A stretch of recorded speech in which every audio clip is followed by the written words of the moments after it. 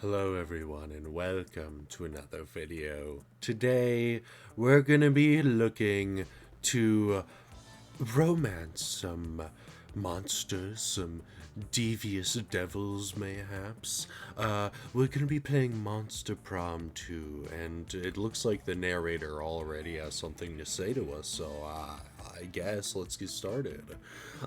Camp Spooky, the stage of some of our dearest summers. Back then, we were young and unafraid. With school far away, everything seemed possible as the sun embraced us on our way to camp. Summer has that distinct power, doesn't it? You live for the days, while the nights inebriate you with possibilities. It's like life could take a turn at every corner, and for us, it did. Oh, wait, of course. Ooh. Wait, I get to... Oh my god. Holy shit. Yo. Oh my god. They got different people? Oh, holy hell. Ew. I don't like that. I'm cool with going as you, because you look cool. You're eating a pack of Slays. And I like your vibe. I get to pick what I want to pack? Oh, shit. Griffin Pasta Satanist Kit. MC Griffin episode, Shades on Fire, Pokemon, sorry, Totally Fine Uke, Smallest Violin, Magic Mirror. I like the ukulele, kind of feeling the shades, and you can never go wrong with some extra food, you know, especially if it's spaghetti. So... one might say that the Monster Prom had hardened us on the highs and lows of love. But no, in love we're always absolute beginners. And summer camp was no different.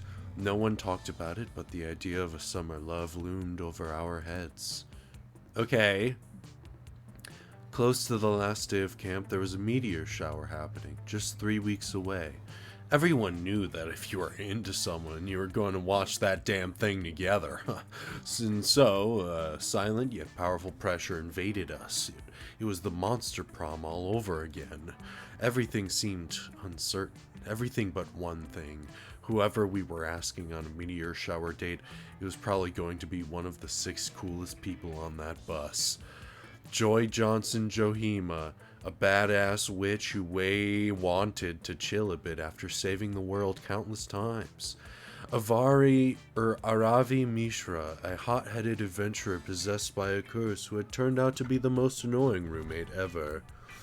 Calculester Hewlett-Packard version 1.1, a library computer who had become a sentient robot ready to experience life to its fullest. Dahlia Aquino, a buff blue demon and warmonger who had set her sights on conquering summer next. Damien LeVay, a fearless demon with a taste for destruction and a love of fire. And Milo Belladonna, a Death Reaper doubling as an internet influencer and who was profoundly in love with life and all its earthly pleasures. I mean, these people are pretty hot, so... Get it together, Ryan, get it together. The bus trip was long, and all of summer could be shaped by the first step well taken. And so it was clear, it all came down to breaking the ice and causing a good impression with the right person. What's my favorite hobby? I'm gonna answer this truthfully, and I'm not gonna lie. Fish and farming grows. I thought that said racist at first, and I was like, being racist? What? No! Raising succulents? I do like that. Saving the world? Gross. Crimes are fun. Being popular? Very anime workouts? I think just succulents. Probably. Oh, okay. Hey, Calc. You are also a succulent fan, Mungo. It is so nice to meet a fellow plant parent. I have been raising succulents for almost a year now, since my conception as a free-thinking AI. They give me so much insight into the organic lifestyle. For instance, it wasn't until I almost killed Kevin the Kiwi Aeonium that I realized just how important water is to you living creatures. It is fascinating to learn more about living things. I would love to learn more about you and your succulents this summer, Mungo. So what you're saying, Cal, is that you want to learn more about my suck? got it, my man. We only had 3 weeks left to woo our crushes and conquer their hearts. But as I already said, we were young and unafraid, and we were ready to start. Okay, I would like to start with, the manor, I suppose. Ew, it's a doll! That day in the haunted manor, you find a bunch of ghosts playing craps. You're terrible at gambling, but that's never stopped you before. You face off against the craps champion, slam all of your chips down on the table and cry out, "I bet my immortal soul!" Everyone gasps. And then someone says, "Dude, chill. We're just like playing to have fun. Nobody's even betting real money." Oh, you're not used to such low stakes betting around camp. Honestly, it's a relief. You bet +2 boldness against the champion instead, and you win! That's incredible. I don't know how to play craps. Hey, Cal. How's it hanging? You spot Calculester tending to his ant farm. He's so cute when he's manipulating the lives of thousands of organic life forms. Hello, friend Mungo. Perhaps your visit will bring joy to my ants. No, I don't understand. Organic beings are supposed to love social contact, but these ants seem quite antisocial. I even tried introducing them to hugging, but it mostly just killed them. Perhaps we can sing them some songs about friendship? I believe it is easier to learn lessons through song. Dramatic entrance! That was my dramatic entrance, are you impressed? It was certainly dramatic. Thank you, I've been practicing. Anyway, are you ready for our ant battle? I do not recall agreeing to such a thing. Really? I could have sworn I was staring intensely at you earlier while my internal monologue insisted that my ants must defeat your ants. You stared back with such unblinking intensity that I knew you must be thinking the same thing. Friend Dahlia, I never blink. It is because I do not have eyes. Then it's settled. Our ants will engage in glorious combat. Watch out, though. I've been training my ants tirelessly to defeat you. Look how buff they've become. Dahlia unveils her ant farm. It's full of Asian long-horned beetles. Train hard, Calculester. Next time we meet, I won't go easy on ya. Oh dear, I never agreed to this fight and my ants are severely outmatched, yet somehow I feel duty-bound to participate in this contest. Please, Mungo, help me find a way to save my ants from certain death at the hands of Dahlia's beetles. Yeah, I mean, come on, I know what to do, obviously. Don't engage them in direct combat. Challenge them to a space race. It worked during the Cold War. It'll work for an ant war. I like that idea. Use their diplomatic skills to show the ants and beetles their true enemy, the warlike Dahlia.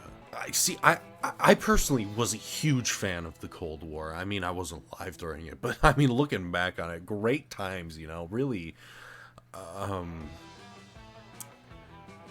Yeah, no, I don't actually, but that sounds fun. What do you mean not smart? What the fuck, man? I'm trying to have so much fun. A space race? You're on. I thought you'd left. I came back because I sensed a challenge. Now I will leave again to do the challenge.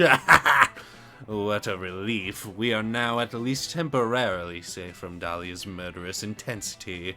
After all, it is completely impossible for insects to develop spaceflight. They lack calculus and thumbs. Now, where were we? I believe we were going to sing some songs about friendship. Do you think ants like monotone singing? Because that is all I can... Space race accomplished! Read 'em and weep, nerds! Dahlia gestures toward her terrarium, and sure enough, a tiny rocket erupts out of it and into the atmosphere. Dahlia, how did your quote-unquote ants manage that? That's fucking incredible. We need to get them to fucking NASA. What? How is this possible? Insects shouldn't be able to do that. You fool, you forgot one crucial thing. Asian longhorn beetles are an invasive species. That means they're from space. No, I don't think that's what that means, but You know what? Sure.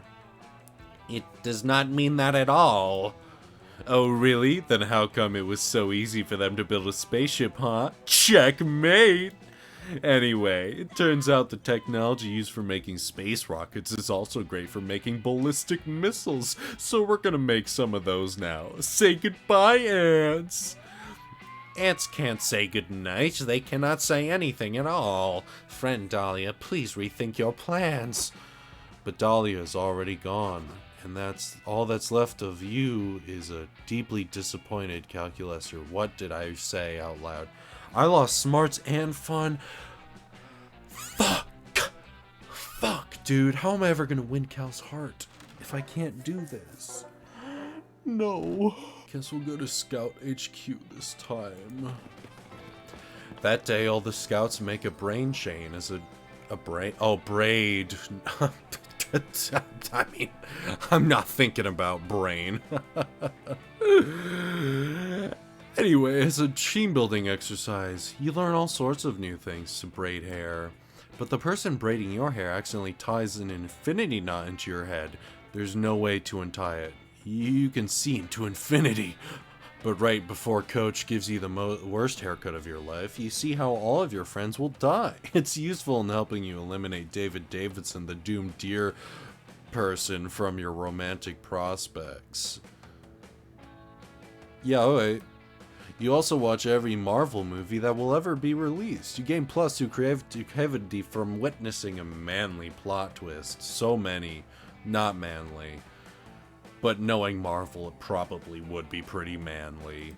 Or at least man-centered. Later, you meet up with Cal so he can teach you to count in binary. I can't read today. You're just getting to some of the more sensual numbers when... What is this? A box capable of self-locomotion? But what could be inside? Using basic logic, we can rule out a few obvious incorrect guesses. An elephant, tractor, or aircraft carrier would not fit inside a box of this size.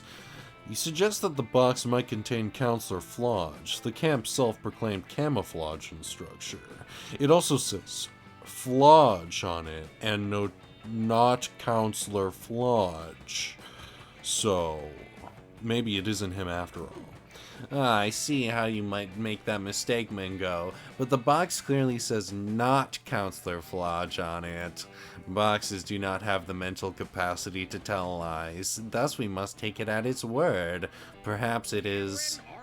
Another flawless disguise, courtesy of the D-Master himself. The D-Master?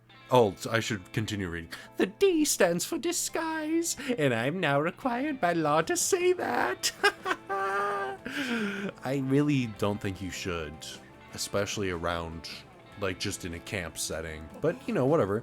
Counselor Flodge, the one person I was certain could not be inside the box. How did you do it? Easy. A true master of disguise blends into his surroundings. My surroundings were a cardboard box. Your advice is as brilliant as it is simple, Counselor Flodge. Might I ask your opinion on another disguise-related issue? Of course, Cal. I'm here to help, if I'm even here at all. Excellent. For the entirety of my synthetic life, I've attempted to blend in with the organics around me. However, my attempts have consistently met with limited success. Do you have any tips for appearing more authentically alive? Oh, that's easy. All you need is a big trench coat and some brooms for hands. Works every time. I tried that. It did not work. Did you try wearing a fedora to go with it? No, I wore a trilby. That's an even more organic hat. I must say, I'm stumped. Still, there must be something we could try. Counselor Flodge may not know how to properly disguise a computer, but you've got this in the bag. You chime in. There's a theory that all humans are within 6 degrees of separation from Kevin Bacon. Just get as close to him as possible. You just need to pass the Turing test. I'll be your tutor. I'm an old pro at being organic. Okay, this has the word tutor in it. It brings up science. Hopefully I can get... I'm at 2 smarts. Oh no. I really need smarts. Oh shit. I'm hoping I get this right. No! Well, I'm doomed. I'm never gonna, fuck. Ah, yes, the Turing test. Normally I'm quite good at standardized tests, but this one continues to elude me. Is it even harder than the capture, gotcha? What the fuck am I reading? And that one requires knowing which images contain bridges. Oh, I see. Yeah. That one is pretty hard. So stealthy. A test? No sweat. Just do what I always do and disguise yourself as the answer to key to the test. Oh. Thank you, Counselor Flodge, but I'm not sure that is physically possible. I'm going to try studying with Mungo. I've never had a tutor before. You and Calculester find a secluded part of camp in which to study for the test. So for question number 1, are you a robot? The right answer is yes, correct? Whew boy, you're in for a long day. You spend the next several hours teaching Cal how to have loud opinions about classic cartoons, react badly to out-of-context tweets, and drunk text his ex. You have an ex, Cal? How come you've never told me? It's fine, I don't need to know that, I guess. Goodness, I had no idea being a human was so uncomfortable and sad. I'm no longer sure I want to be one. That's the spirit, you tell him. The most human thing of all is to not want to be one. I'm in pain constantly. Excellent, then I think I'm ready. I will remember to bubble in the answers with my hands, and that the question about my charging time is a trap. You take Cal, who is beeping and booping with excitement, down to the testing center to prove how wet his brain really is. God, it's moist. Ugh. You enter the test center and sit down. You're taking the test with him out of solidarity, but the expected test booklet doesn't come. Oh no, Mungo, I just read the sign on the door. The Turing test is not being offered today. This is the pudding test.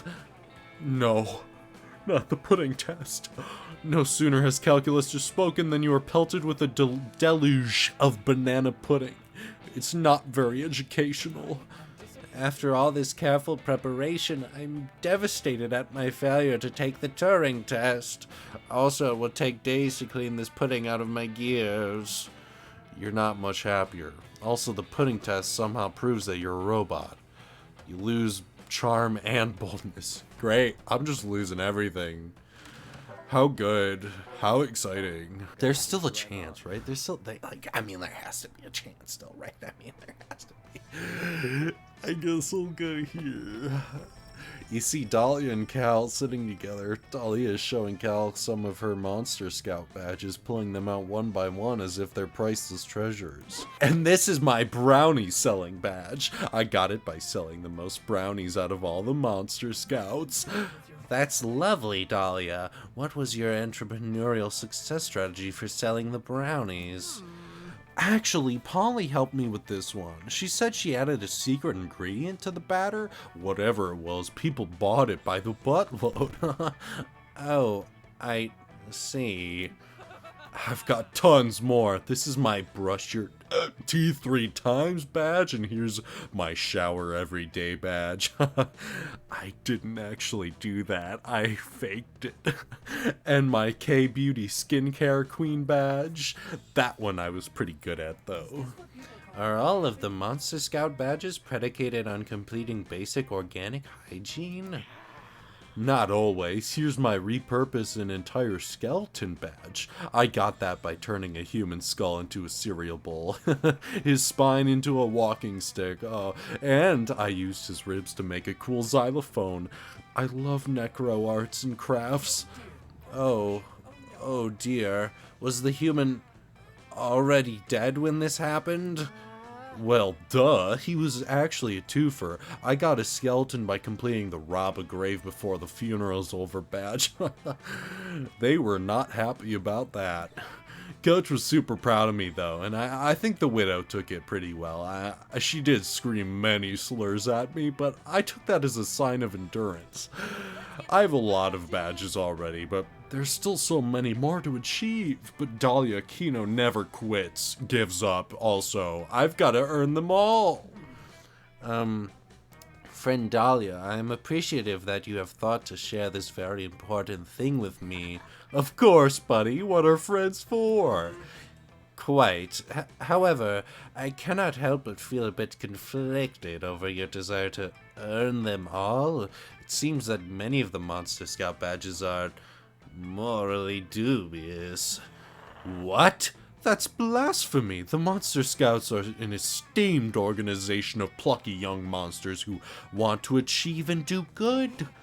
So you say, but I fail to see how badges like the turn a kindergarten class into a police state badge help you achieve and do good.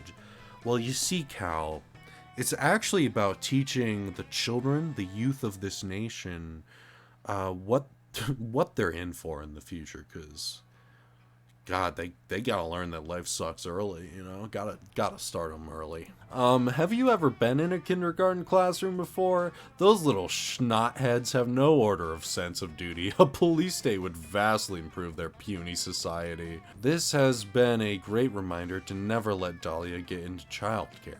But in the meantime, which of your friends are you going to back in this Monster Scout debate? But Dahlia, how do you plan to get the questioning the Monster Scout badge system's integrity badge? What the fucking Christ? That's exactly what someone trying to beat Dahlia's badge record would say. Don't fall for it. I'm assuming that this is the one I want? Yes. Thank you. Did you just kiss me, Cal? I mean, it was cold because it's a screen, but I'll take it. Oh, I never thought about that before. I can't believe that's a legitimate badge. Why does it even exist? It seems a bit counterintuitive. Though perhaps the Monster Scout organization isn't so bad if it's open-minded enough to invite its followers to think critically about the system. Yes, I see now. This invitation for introspection allows Monster Scouts room for growth and judgment. How nice. By this metric, the Monster Scout organization is actually more ethically advanced than several world governments. Who cares about any of that? My world is falling apart. You're right, Cal. You were always right. And Monster Scout badge is really worth anything if they'd betray my mindless blind faith like this? But can you really blame the badges for your faith in them being compromised? Of course I can. Maybe. I don't know. Nothing has meaning anymore. Great job, Dahlia. I'm so proud of you. Coach, go away. I can't let you see me like this, questioning authority, doubting Monster Scout propaganda. It's not who I really am, I swear. It's okay. Critical thought, openness to questioning everything, embracing the confusing aspects of reality and existential dread. Those are all aspects that every Monster Scout should master. I'm proud to award you with your Questioning the Monster Scout Badge System's Integrity Badge. But Sorry, kids, I gotta go. I walked out on my colonoscopy for this. Stay in school. Hey, man. You walked out? So were they mid, deep dive, or did you let them... Oh, I'm not gonna question it. I'm not sure if I want this badge, or any of the badges. I think I need to lie down. Mungo, this is fantastic. I'm so happy that we could help Dahlia achieve this level of personal growth. I would give you a badge for that if I had any. Perhaps instead I could reward you with a soft collision of our bodies assisted by our arms. I believe you organics call it a hug. Cal, buddy, I would love that so much. I would love that. That's way better. You're sure Dahlia will be back to her bombastic badge-loving self by tomorrow. For now, you're gonna milk this hug for as long as you can. I'll take a gamble. I don't mind a little gamble. I probably should have used my skills, but whatever. I still have to, there's no fucking way I'm doing any of this. Anyway, that weekend you feel like getting wasted, so you go visit none other than Juan. Hola! You know, when I started working magical drinks, I never thought people would actually come to drink them. But hey, who am I to judge? Anyway, take a look at this one.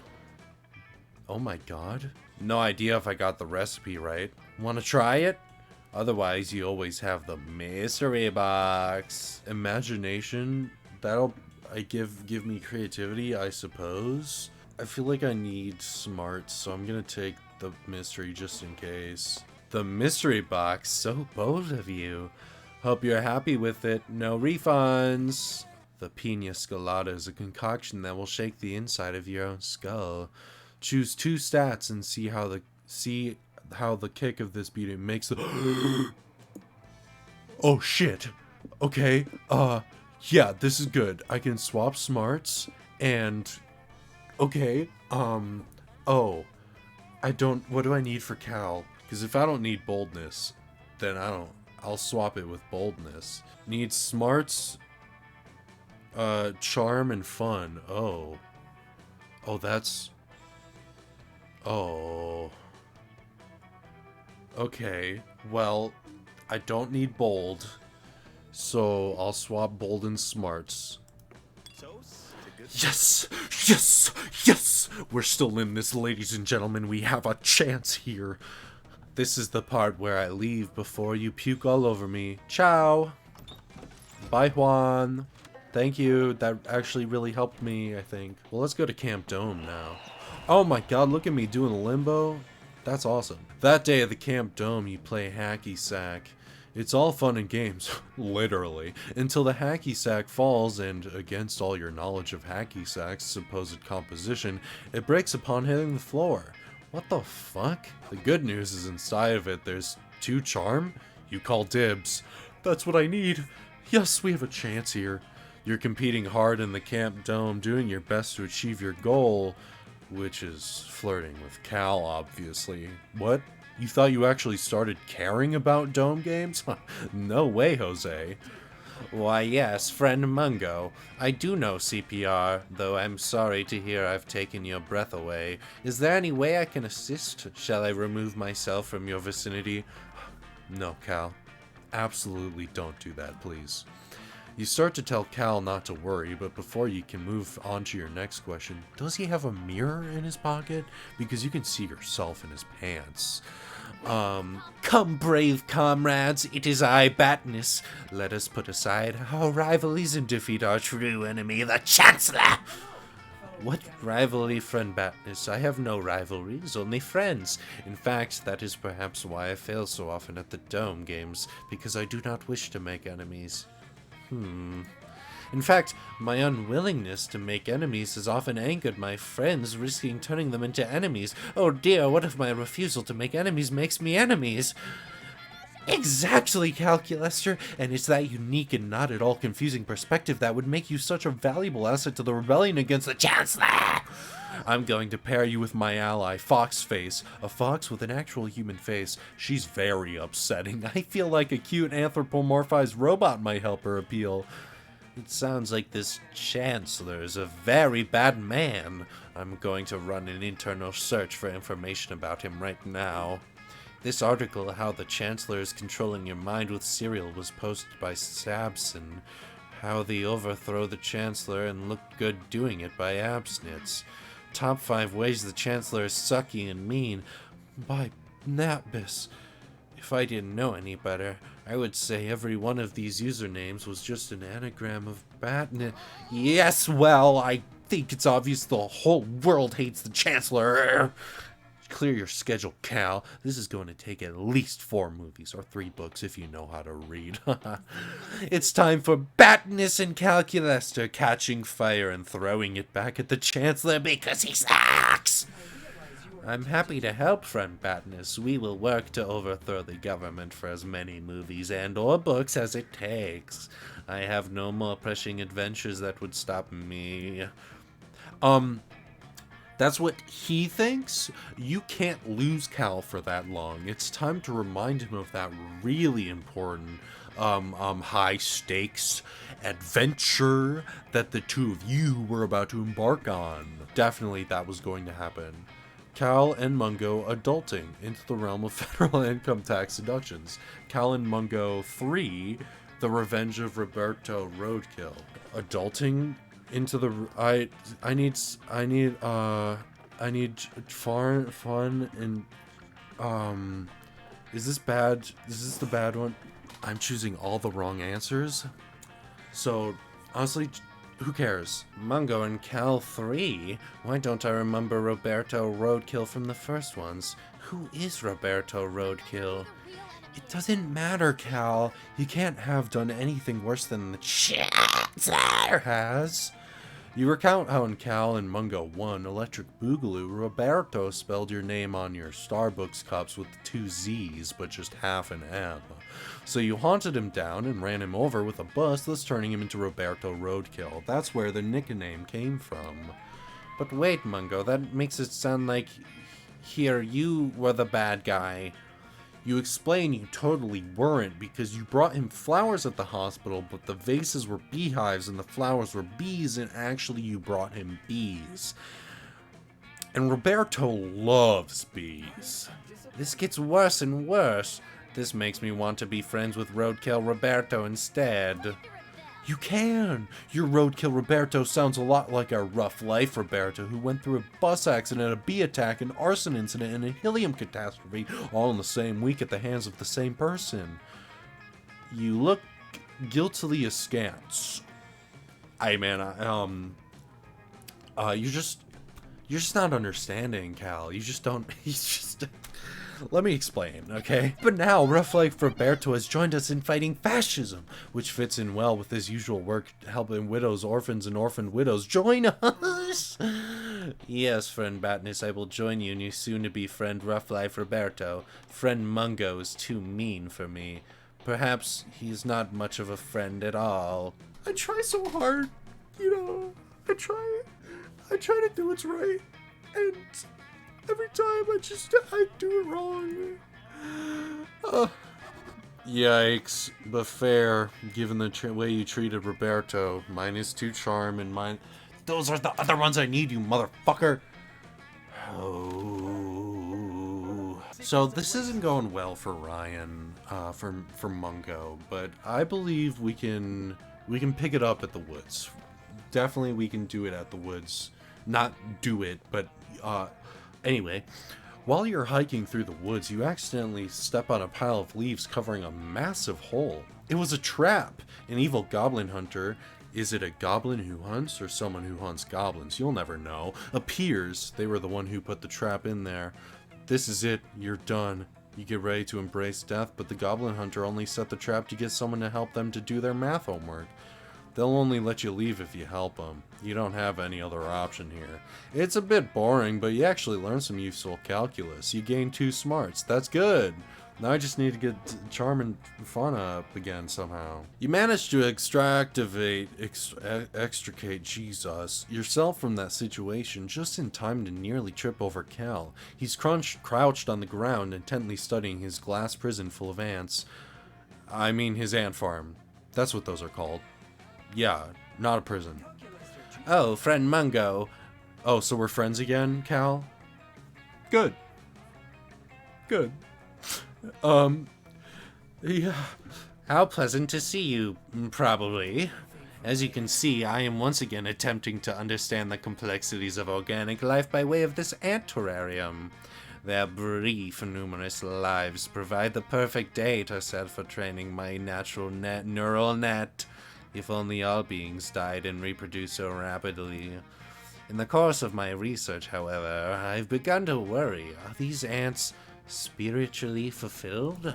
Tell me, Mungo, as an expert on organic life, does spiritual fulfillment consist of dragging food through tunnels and then vomiting it into the mouth of your all-powerful queen? I mean, you're not sure you even have a soul, let alone spiritual fulfillment, but whatever that is, It's probably not the vomiting thing. You tell him that. Oh dear, if my little ant friends are not spiritually fulfilled, how will I ever be able to deduce the true nature of happiness from their behavior? Friend Mungo, please help me. How can I catapult this humble ant society to a higher plane of existence? Your first thought is with an actual catapult, but Damien borrowed yours for homework. I think he just meant sex. A few weeks back, never returned it. Time for plan B, however. The ants need something to look forward to besides eating and dying. Introduce them to the Word of God. Help the ants appreciate the zany side of work by creating and producing The Office but for ants. This is probably a bad idea. This isn't really spirituality. This is God, but I'm gonna pick the right... Yes! Yes! Yes! I got a right answer for once. Ah, this is why I consult organic beings whenever possible. I never would have come up with such a solution. I did give them all tiny ant-sized televisions because staring at screens seems to be one of the main ways organics express their self-actualization. Well, Cal, I wouldn't mind staring into your screen all night. It's because your face is a screen. That's what I'm getting at. But I never got as far as actually broadcasting anything on these screens. It is a brilliant idea. Bolstered by Cal's encouragement, he set about creating a hilarious slice-of-life sitcom starring John Krasinski, Jen Ant Fisher, and regular Steve Carell somehow. I don't know how he got him, but I'm glad we did. The Office but for Ants is a huge success. The ants share their favorite gifs on Ant Twitter and compare the drudgery of their own work to the hilarious drudgery of the TV show. This is fantastic. The simple creation of a wacky facsimile of the ants' dull and unfulfilling lives has somehow made them more fulfilled. It is almost as if all entertainment is merely sleight of hand to distract tiny organic minds from the crushing weight of existence. Yeah, that's a good point, Cal. I'm definitely not doing that right now by playing this video game. Let's move swiftly past that. Oh no, maybe he's right. Maybe all the time you spend binging the actual Office is no idea the injustice of capitalism has destroyed your ability to appreciate real life. What's wrong, friend Mungo? You appear distressed. Can I offer you some nourishing food or a handshake? A hug would be nice. On second thought, seeing Cal's unfailing sweetness reminds you that real life truly is beautiful, and you haven't lost your ability to appreciate real-life relationships. After all, it's not like Cal Lester is a simple, simulated being inside a piece of entertainment designed to distract you from the pain of living, right? Here, have fun and charm, and don't think too much about it. Thanks, I needed those. You head over to the campfire to roast the exotic bug shish kebab you've lovingly crafted when you see Joy and Cal writing in a notebook. We could put fire extinguishers under every log so responsible campers can stop reckless ones. Or we can put the campfire out immediately to prevent the need for fire extinguishers at all. Oh, hello, friend Mungo. Friend Joy and I were brainstorming ways to make the campfire a safer place for all of our friends. And frenemies, of course. Normally a campfire poses limited dangers, but since this is Camp Spooky... Friend Milo came dangerously close to the campfire the other day, dragging several campers with them to get a perfect fire-lit selfie. The prank masters have been known to pop in now and then, and they definitely stole some fire in a jar last time. Who knows what they did with it? I do. I do know what. It was not safe. And of course there's Damien, being Damien. And friend Dahlia being friend Dahlia. So with all that in mind, we need a way to get people to be safe around the fire, I guess. Or make the fire itself safer. No, Cal, I've told you, fires don't hurt monsters. Monsters hurt monsters. Well, that logic doesn't add up completely, and you suspect it's just Joy being a bit tipsy and not thinking things through. Time to find a better solution. You're right, Cal. Let's seal off the fire with a firewall. Thank you, Cal. I know. I love you too. I mean, Oh, friend Mungo, what a stellar idea. I have often used firewalls for my own personal safety. I'm glad to implement one for the safety of others. A firewall will ensure that when our friends gather around the fire to download such media as horror stories and music, they do not accidentally download fires as well. Cal, whatever are you talking about?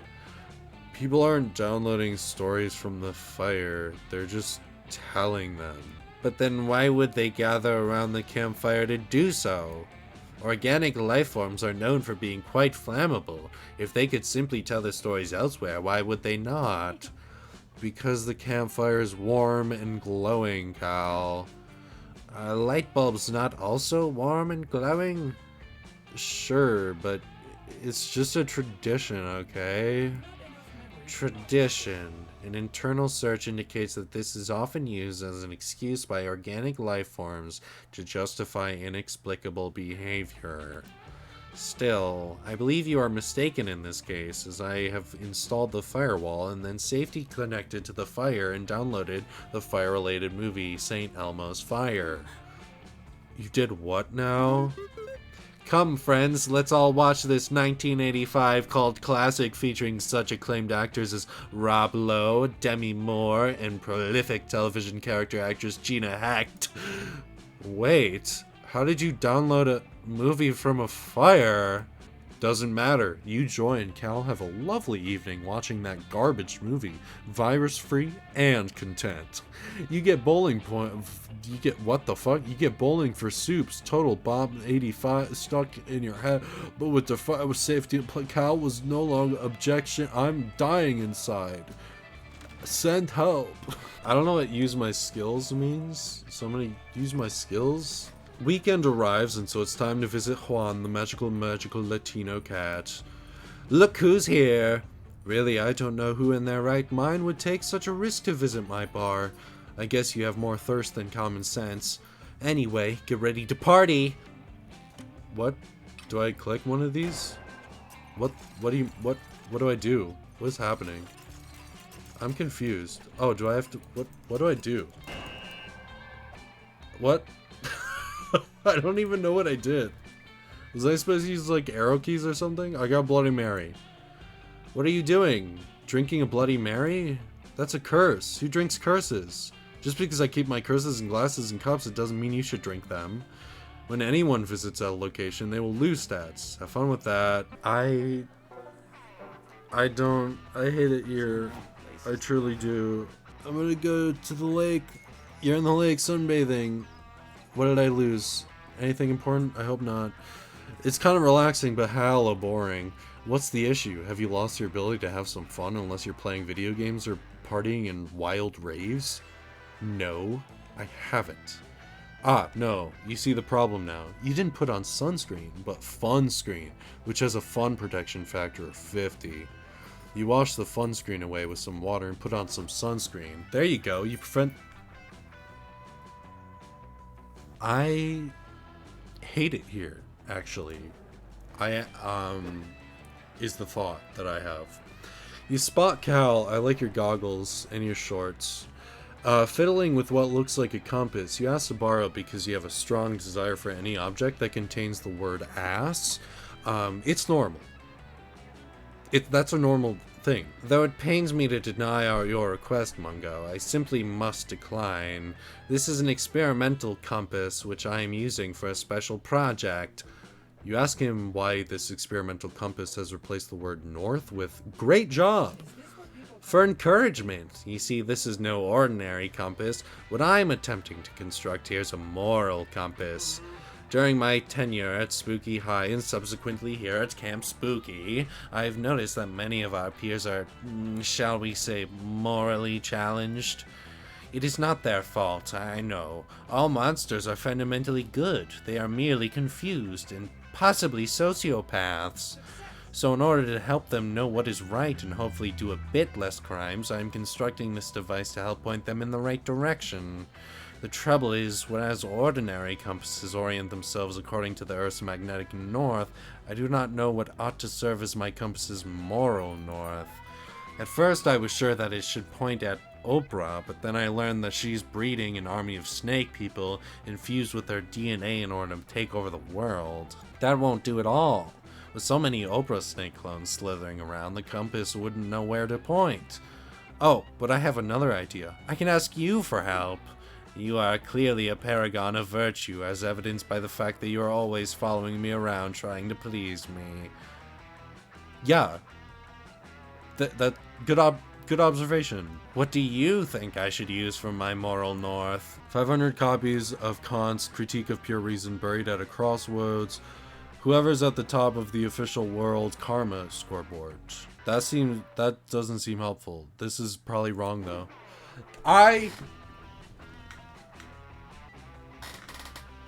Sorry, I backed away from the computer in anger, and now I'm back.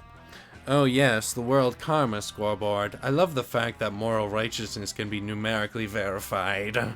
According to this year's records, the current leader on the scoreboard is none other than Derek Sploit of Ann Arbor, Michigan. Wow, they even have his full address listed on the scoreboard. What a fortuitous invasion of privacy. You find him in the middle of the street getting ready to punt a baby. Friend Sploit, what are you doing? I was under the impression that you are a morally upstanding individual. Does this baby perhaps deserve a punt? Nah, says Derek, spitting some chewing tobacco directly into the mouth of an endangered bird. I'm a huge piece of shit. I just beat the system. You see, back in '86, I helped an old lady cross the street, but rather than spending the resulting good karma on good parking spot or whatever, I spent it on more good karma. Then I used that good karma to hire some other suckers to do good deeds and kick the karma back to me. I haven't done a nice thing since, but the karma just keeps rolling in. As if to prove his point, Derek pulls out some and sells it to teens. Oh. But how can this be? Shouldn't all your bad deeds have exposed you by now? Is that not how karma works? Nah, says Derek, harassing the elderly. I have so much good karma at this point that literally nothing bad can ever happen to me no matter what I do. It rules. This is unacceptable. You cannot be allowed to get away with this, you scoundrel. Ooh, Derek winces. Calling the lead karma haver a scoundrel? That's minus 5,000 karma points, I'm afraid. Now get out of here before I make it 10,000. Cal, being a robot, can neither gain nor lose karma. You, however, took... Okay, so... Currently I'm thinking that I should just go fucking jump off a bridge. Where was the one place that I did good? Was that the woods? I'll go back to the woods. You hike deep in the woods and find a mysterious journal with the number 3 on its half buried in dirt. Inside is tons of information on local monsters and how to defeat them. It covers gnomes, psychics, time travelers, Illuminati-shaped demons. What a boring journal. Where's the drama? Where's the inner thoughts and insecurities about school crushes? Whoever wrote this journal knew nothing about how journals work. I forgot about that. I think I was already at 0 though, so I'm honestly at this point... Oh well! Huge news. Milo has agreed to let you and Cal follow them around for the afternoon. Cal wants Milo to teach him how to truly enjoy life. You're just really into Milo and or Cal. Oh, it is Milo. I was right. Ah, I adore the woods. Don't they make you want to meander a little? Here, Mungo, take my picture while I pretend to be lost amongst the trees. Milo, it has been so helpful to observe your behavior. Based off my observations, in order to better enjoy life, I need to meander spontaneously roughly 833% more often. Suddenly, a terrifying old lady jumps out from behind a tree. Shit! It's the Baba Yaga, the witch who lives in the woods and complains a lot. Her curses are like subpar, but her complaining, ugh. I have caught you, naughty children. Look at you, you little rats, just wandering left and right like you own the place. Are these your woods, your house or something? Oh, what a good question. I suppose in a way, all beautiful places feel like home to me. So yes, this forest is our house, metaphorically. Wait, so you naughty children actually do live in the woods? Since I also live in the woods, that technically makes us neighbors. And since we're neighbors, it's your duty to cat sit for me while I'm on vacation. I'm going to a convention for child-eating enthusiasts, and someone must care for Mr. Beanzo. The Baba Yaga pulls a big, fluffy cat out of her sleeve and hands it to Cal. How'd you fit the... Girl, how'd you put that in your sleeve? Well, I am programmed to... That's a great cat. To be a friendly neighbor. I just to confirm that this task is within my capabilities. How long will you be gone? Who knows? It could be 2 hours or 2 years. Goodbye, naughty children. The Baba Yaga throws a smoke bomb on the ground, and when it clears, she's gone. And Cal is still holding Mr. Beanzo. Your cat sitting now, baby. I find this series of events very stressful. Cats are such enigmatical life forms. I barely have any knowledge on how to care for them. Am I holding Mr. Beanzo correctly?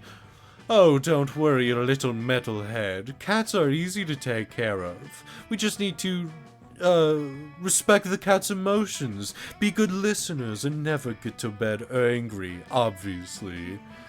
Milo, I just ran that statement through my meaning detection algorithm, and it's returning numerous errors. Can you clarify how to properly take care of Mr. Beanzo? Oh, fine. You caught me. I don't know anything about cats. Besides, the fact that they drive huge views to video content. But I have no idea how to keep them alive or whatever. Milo and Cal both turn to you, hoping that you'll have some knowledge that will help here. But hey, you didn't even know what a cat looked like until very recently. Yeah, it's true. I lived a very secluded life. In a box. In the woods.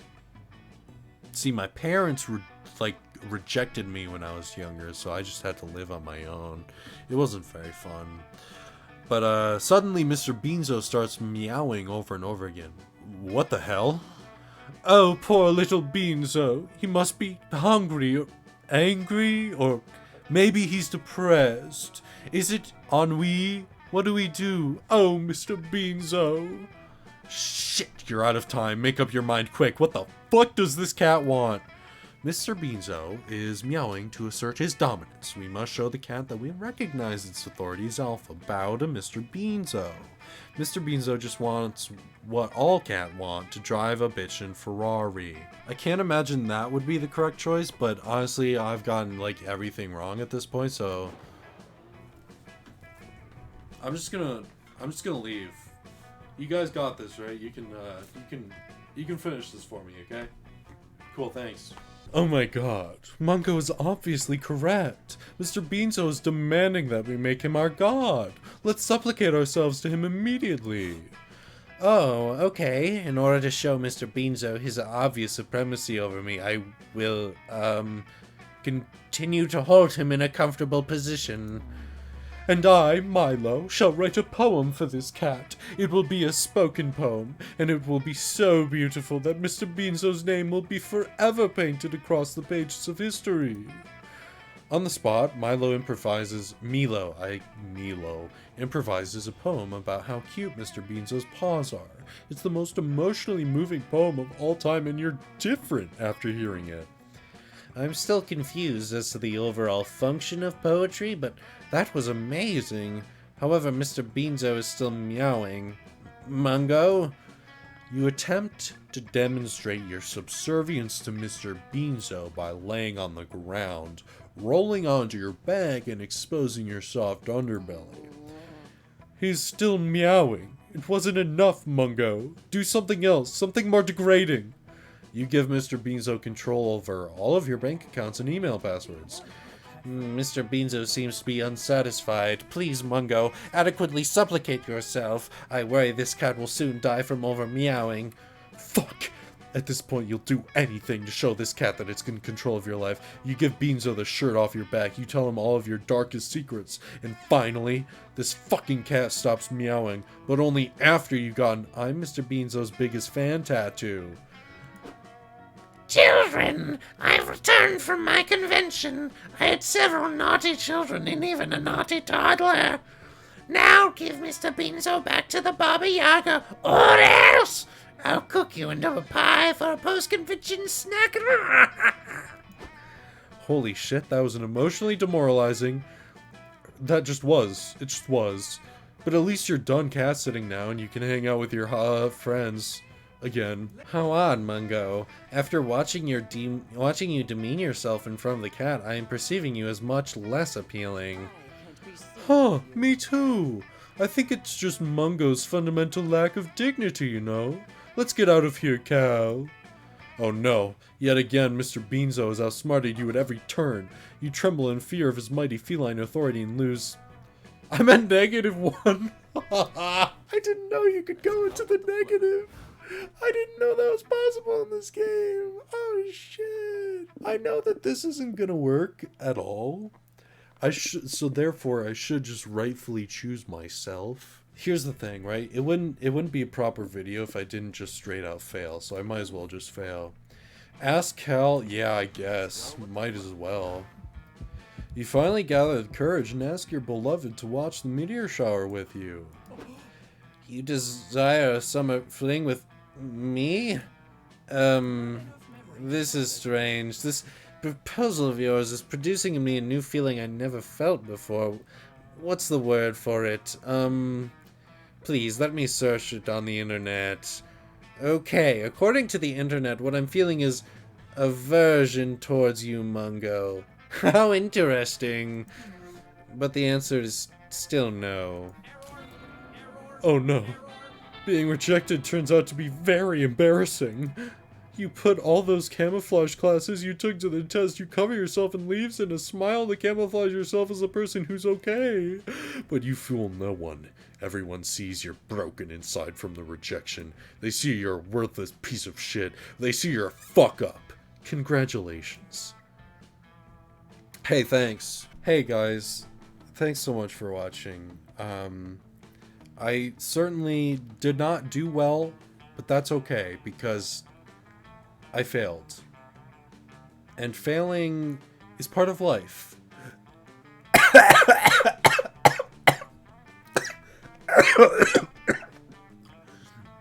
And if Cal wanted to know what being like a real organic means, really, he should be proud of that failure or be enticed by it, because that's part of being human. Anyway, goodbye. Also subscribe.